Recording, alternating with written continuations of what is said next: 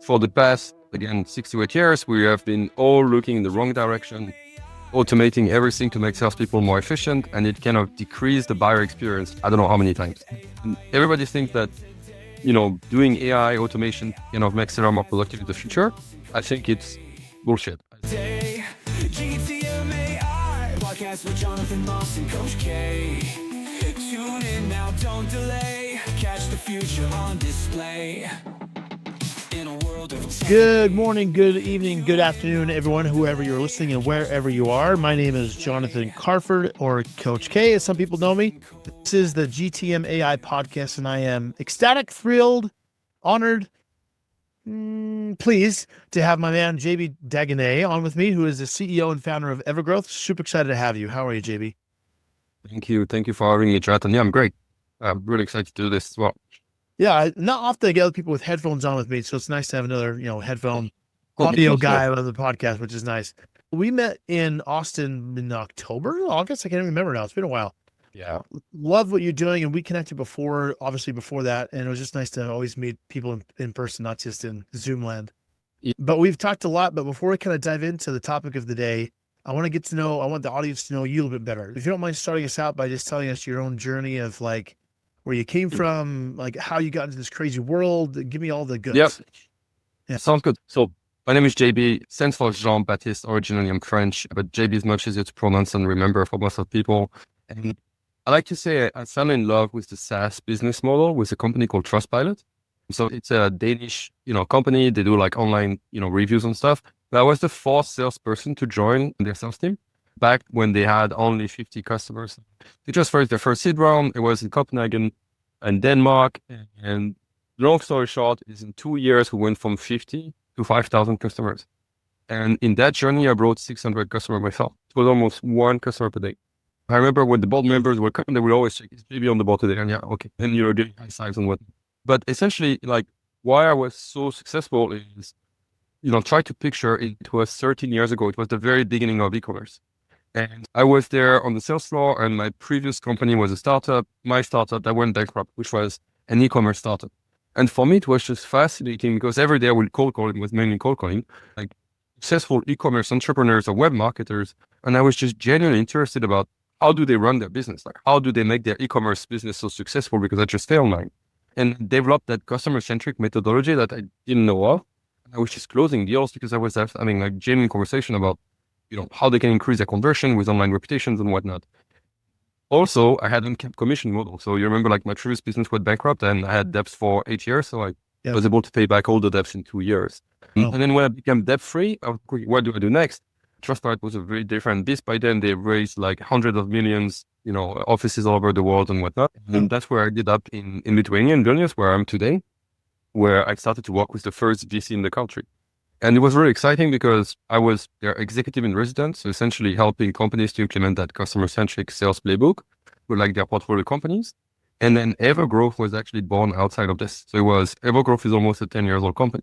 So we then started a consulting shop, helping, companies go to market. We grew with some of our customers. But most of the time, to be honest, we worked with early stage startup, which is fascinating. I love that stage, but it's a terrible business model. Because if it's of the early stage startup, they were bad to go to market.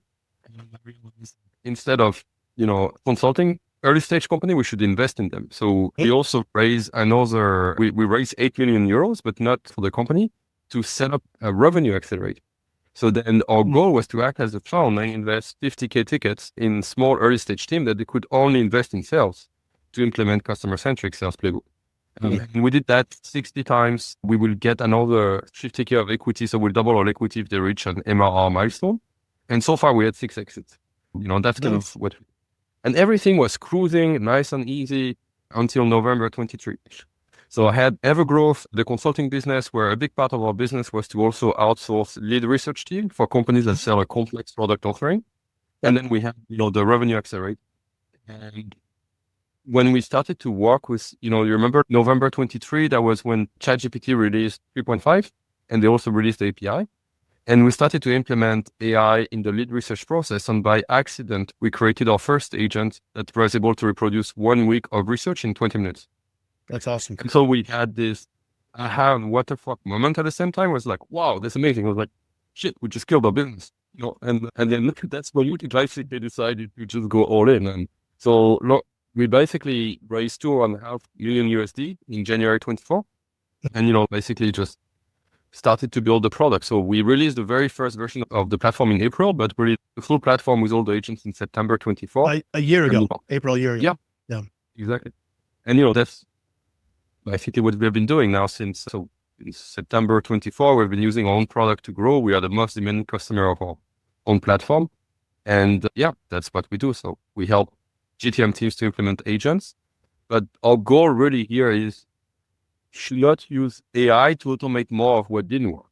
It's quite the opposite, right? The idea is when I sell it to companies, like imagine you had all the time in the world.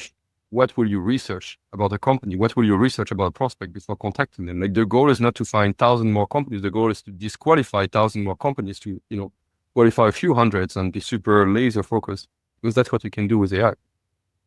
Cool. I love it. So with you guys specifically, like having agents obviously right now is a very broad term. So tell me more about Evergrowth. Like you kind of come with the background of you. What is the very fine-tuned problem you're solving, and how does Evergrowth help with that problem? Yeah, for sure. So I think if you step back and forget agents, right? And one thing that we have done for the past, let's say, 6 to 8 years is we have specialized the sales team a lot. Like the SDR's roles, the AE's roles, and then, like all those roles and whatnot. And what happened here is that you kind of lost the customer centricity of, hey, who is the customers?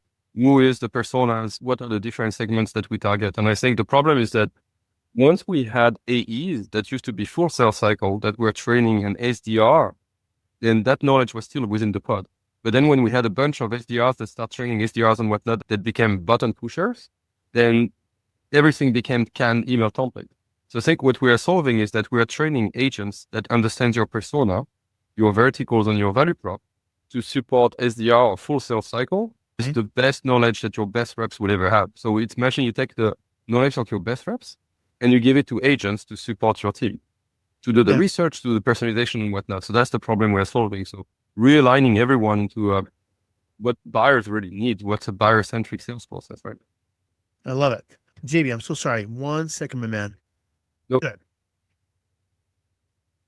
Okay, so I love what you guys are doing. I'm very familiar with what you're doing in general. So I'm curious on this concept around pipeline building using agents. I think when most people hear that, they think the AI SDR concept, right?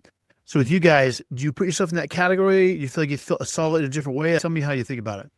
I think we're the complete opposite side of the quadrant. Like, I think if you look at the AI SDR, it's like the opposite of everything we do. And I think they're trying to sell that silver bullet that everybody wants, but you can't deliver. And also that's the simplest use case of Gen AI, right? I think the first thing we did when we had ChatGPT, all of us was, let's write an email. Right. And but essentially all customers do not think that salespeople only send emails. Our customers, they sell, complex product offering. They have, high ACV and whatnot.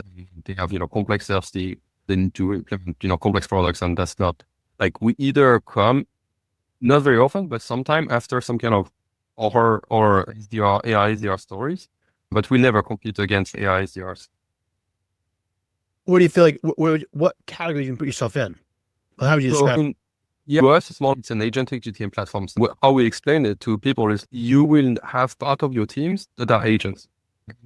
Obviously, the strategy is still human-led. Like you need to have, managers and salespeople like having that strategy that part of it will be executed by agents. But essentially, and that's kind of how the future will look like. I'm 100% even outside of GTM, it's going to be a blend of agents and human, right? And it's going to make us like 10 times more productive, like the internet, increase how we, the speed of information. It's just going to increase like productivity of human being, right? So what used to take us like weeks in terms of, playbook turnaround, we can do it in minutes now, like literally. What will take us like hours and days of research can also be done in a few minutes or a few hours, depending on the volumes and whatnot, right? And then I think that's how we position ourselves. So it's multi-AI agents workflows, but it's also collaborative. Because one of the problem of over tooling, stacking, GTM teams is that we created so many silos of tools that doesn't work together. Yes. And if you put AI in one silo, you're just amplifying the chaos. So what we did from the beginning, is we're like, this has to be collaborative, because imagine if you have agents as part of your team, and imagine like now remove agents and there is one marketing colleague there, but you cannot talk to her because she's not in your team. It doesn't make sense. So we made the platform that the idea is that sales ops, salespeople, marketers, they can work and collaborate, build and work with the same agents that, my salespeople are using or my ops are using. That's right. And the main focus is in pipeline generation is the main focus. That's where we started. Yeah. So we are outbound sales, people like all of us, like in the sales team, we help hundreds of companies implement outbound sales playbook. So that's where we started. But now we look at it as more like a GTM play. And like we already have customers like that we're super strong in inbound and like, JB, I'm using so many different agents to qualify my outbound list. And I get tons of, not so good inbound every single week.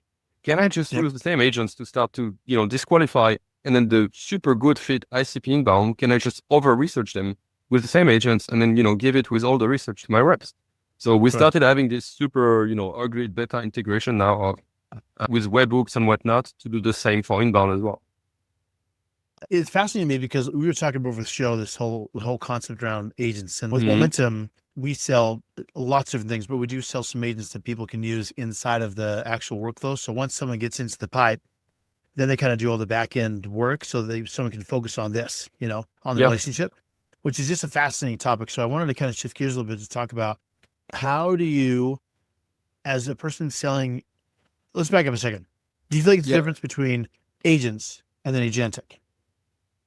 Yeah, probably. I mean, I think it's still very early stage and the categories still need to be defined. But the way I would look at it is you can have one agent that works as a standalone and that agent can be siloed. And to me, agentic, it means like agents work together. And then they also work with humans and they are part of workflow. So it's more advanced, right? Yeah. I know that how I've described people is, at least for me anyways, in the marketplace, I kind of call it a spectrum because some people call just a regular chatbot an agents, quote unquote. And it goes all the way to the other side to where it's more advanced agents of doing some advanced workflows and doing a lot of cool things, So for you, how do you help people understand how to think about agents, where to put them, how to strategize, how do you do this whole thing? I think first of all, it's a painful process, right? Yeah, still at the very beginning. And also what's exciting with AI is that, you ship features much faster. So I say, how I explained it 2 weeks ago might be very different than 2 weeks from now, right? But at least today, how we do it is really like, we explain people that this is very different than software. You're not just going to set up everything and then just sit and wait and look at the dashboard and see your ROI. Like how you work with agent is you have to imagine like you are going to onboard the most intelligent intern that you have ever worked with. And in order to do this, you need to have an onboarding plan. You need to have some ramp up that you want to achieve. And then the difference with software is that the ROI with agent is exponential. Because once you have built a few agents and you put them into workflow, you can improve them or you can build more agents that work with the agents that are already working. And that's stuff that you cannot achieve with software. And I think that's also very exciting. How do you help people categorize, like once you do the onboarding, and the best way I can describe it, I'd love to hear your thoughts, is like thinking about it on a hierarchy field, so it's you have these many tasks that each have an agent doing whatever, like writing an email or doing research, whatever the case is, and they talk together. How do you help people understand where to then place? Let me ask this another way. What do people need to have in place to be ready for agents? And then how do you decide what the agents do once you know you're ready? Yeah, I think it's very important to be aware of, first of all, like we have 3 core elements of how the intelligence that we give to every agent. And these core elements are your value proposition. So obviously, if you don't know what you're doing, they just won't figure it out for you. You need to have a clear, defined value proposition. And then you have ICP verticals or key accounts. That's how we call it. And essentially the verticals are very often, or like 99% of the time, they are not your LinkedIn industries or they are not your Zoom info industries. It's much more granular how you kind of verticalize your different ICPs, right? So you need to have that defined. And then once you have that defined, then we build agents that will reorganize the data into those verticals. These are what we call the qualification criteria agents. Below that, what we have is what we call the enrichment criteria agents, and also kind of signal or hooks agents, if you will, where they will research. And I always ask people, if you had all the time in the world, what will you research? Because the agents you can create, they can read the 10K reports and they can contextualize that 10K report based on your persona and your value prop. They can go and read past job ads to look for intel about what kind of tools they use, what process, where they want to invest their time. They can open a website page and look at, the product description of what they have on their website, since in e-commerce stores and all this kind of stuff. And then, that's very difficult for people to imagine because they never asked this question to themselves before. If I had all the time in the world, they know they don't. And then, so we help them to kind of, build that map of ICP verticals with qualification and enrichment agents. And then only we do the outreach. Because if you start from the outreach, you are sales-centric. You are not customer-centric, right? And I think that's what's super exciting with AI. And I think very few companies still do this, or too few companies still don't do this. You can make context-based outreach. You can make research-based outreach. And then it's much more meaningful. And I think nowadays, like, you need to earn the right to have a conversation with someone because of how, bombarded they are with all that noise on the market. Exactly.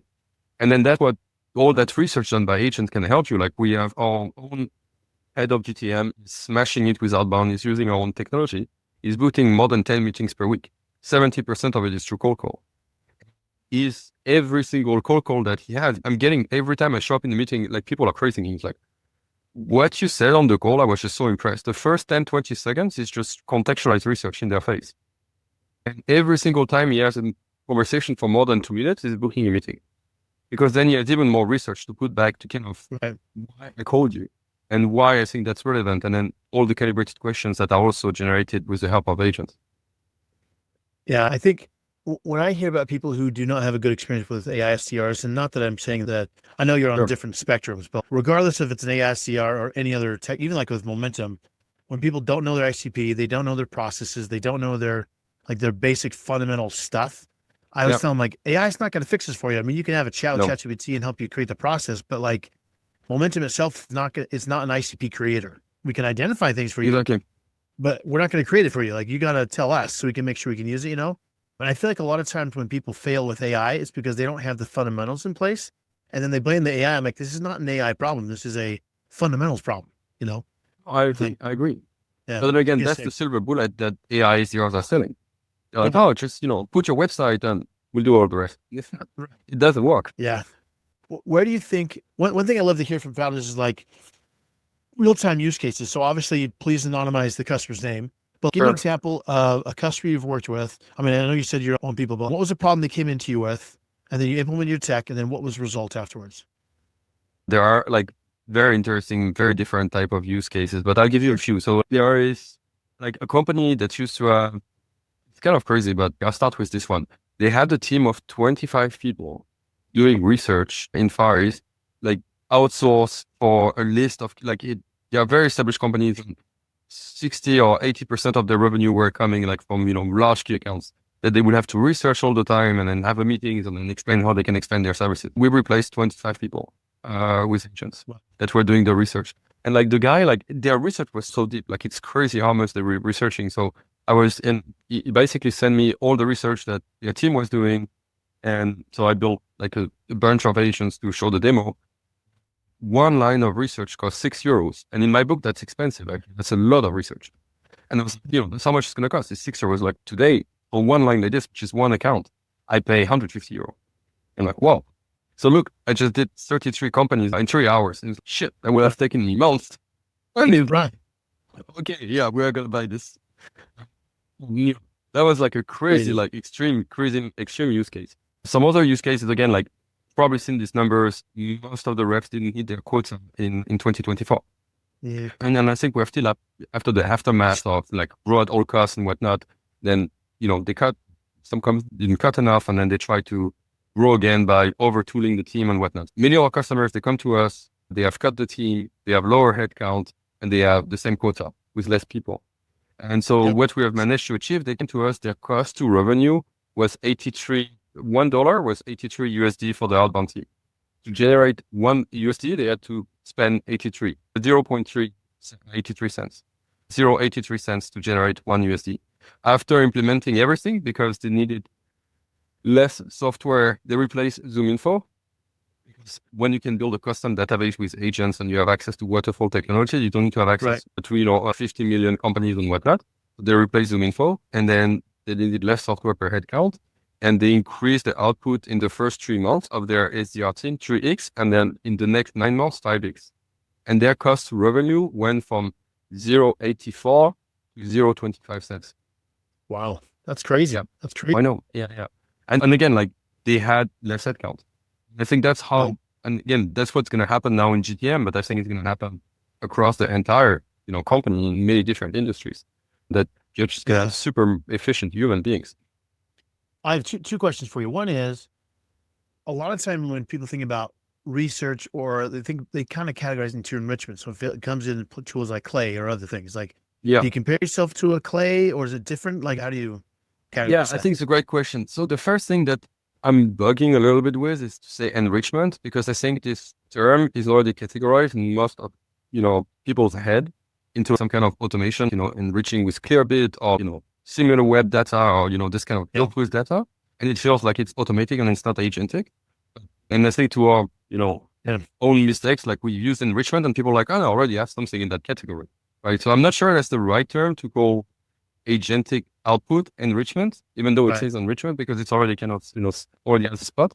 But yeah, regarding Clay, so first of all, I think Clay is a source of inspiration. Really, what these guys did, they created this new, community-led growth model kind of thing that, like, can only just, respect. But every single time, we either have customers that use Clay or consider Clay when you talk to them. So we literally compete with them. Clay is still, I love spreadsheet. All my life on spreadsheet. And it's still has the same problem of a super spreadsheet on steroid, right? Where you just plug tons of APIs, tons of automations. And I think we all had, if you're a spreadsheet nerd, had this spreadsheet where you have a cell and you don't want to touch it because I don't remember that formula. If I change this, everything is going to break. And then, so when you build tables on tables, that's what our customers are saying. It's very difficult to maintain and whatnot. And why they start moving from Clay to our solution, or consider our solution over Clay, is for mainly 3 reasons. The first reason is like very difficult to maintain. The second reason is it's very difficult and it's not designed to collaborate with your other colleagues. It's designed for you to kind of build your super automations. And for all of that, it's difficult to scale. Like one guy told me, basically, I have my sales ops in my team. He's super efficient with Clay, but every time he goes off of the office, nobody can touch his table. And that's a risk for the business, right? Like we cannot just have one guy that can run all automation. It suits better on Clay or someone who knows how to use Clay. Yeah, I get it. Yeah, exactly. Interesting. So where do you feel like things are going to be going the next little while? What's the, I hate to say the next thing, and I don't want to say it that way, but what do you see evolving in the next 6 months to a year? I think, and I'm super bullish on this, sales is a two-way street. For the past, again, 6 to 8 years, we have been all looking in the wrong direction, automating everything to make salespeople more efficient, and it kind of decreased the buyer experience. I don't know how many times. And everybody thinks that, doing AI automation kind of makes them more productive in the future. I think it's bullshit. I think buyers are going to agents as well to procure. Yes. And I think sales teams that are not looking to implement agents for their sales team are just, basically they are doomed, because, your little sequencing automations is not going to be able to have a conversation with an agentic buyer. Mm-hmm. And, like our note takers are joining meetings, I think what's going to happen is you're going to have an AI agent, which I think is the best way to procure anything, that will go and browse the internet, fill up inbound forms, show up in a meeting with a salesperson or an agent, self-qualify one another, and then bring salespeople at the last level whenever there is a fit. Yeah. And, so from day one, we built our platform that it will be able to communicate with external agents to be future-proof for buyer agents. And I think by the end of this year, we're going to have buyer agents already. I had this concept the other day where, how people have deal rooms for salespeople. I'm like, would be cool. What I think will actually, I don't know if it's going to happen this way or not, but it's like reversing it to where it's a buyer deal room. So like agents and people come to their room.